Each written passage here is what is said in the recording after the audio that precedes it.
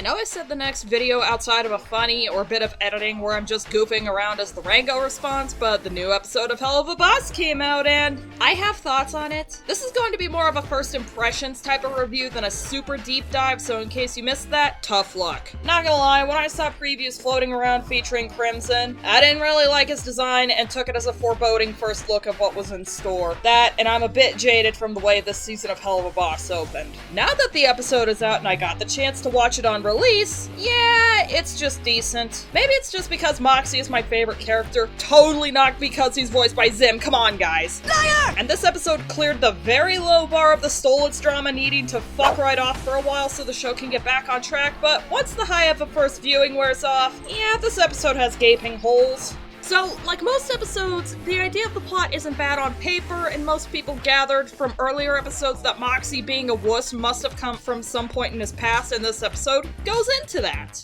We get introduced to the Greed Ring officially, which, nice to know that's the official location of Lululand, but considering the show overall has issues with world building, the fact that Mafia's overrun this place and there also being law enforcement in hell and the ruling class doesn't really give a flying fuck what goes on, it's a confusing choice. But yes, I'm a sucker for Mafia plots. I even tried writing some of my own back in my Cuphead days before completely abandoning everything because of life events and walling myself off out of guilt for not interacting more, but let's not worry about that. The best parts of this episode are where it lets Moxie's backstory unfold and where Crimson gets to be a credible threat, and even after the highs worn off, Crimson is the best villain by far. This guy is an absolute bastard, and the writing doesn't shy away from that fact. I'm still bothered by his design still being too similar to Moxie and even having the same VA, but for what they were trying to accomplish, it works. Crimson is the spitting image of what Moxie could have become if he stayed in the Mafia and was completely broken into full assimilation, and he is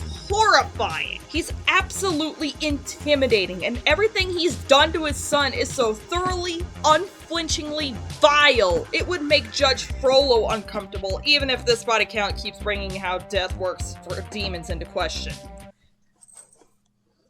Kiara, can you stop? Like, imagine actually being a shitty father without being poorly written and badly planned. Paimon, Stolas, Circus Goat. This properly raises the stakes and answers why Moxie is prone to mental trauma on the morality of killing potentially innocent targets, why he loves Millie so dearly, and makes you want him to come out of this situation victorious. I mean, Christ! Moxie has always been a soft boy, and his mom just tried delaying the inevitable as long as she could before Crimson dumped her in the lake in stone cold blood. Imagine actually having a tragic backstory that isn't a fanfiction-y mess and only serves to artificially prop up a flimsy character, Stolas. Makes me wish the rest of the episode followed through on this quality, but we got still needs work. Chaz works as a fine secondary villain, and I know a lot of people are going to be thirsty for Shark Dick, but I'm not one of them, and Chaz is the most annoying character introduced this season. I didn't like being reminded every 15 seconds of the boys I went to middle school with because of his gimmick, and I think his downfall was a bit rushed. At the very least, I like the contrast between him and Millie in terms of being a partner to Moxie, with Chaz being exclusively fueled by lust, and Millie having the sexual aspect but supplying the much-needed love and romance that makes a relationship work. Yeah, call me old-fashioned.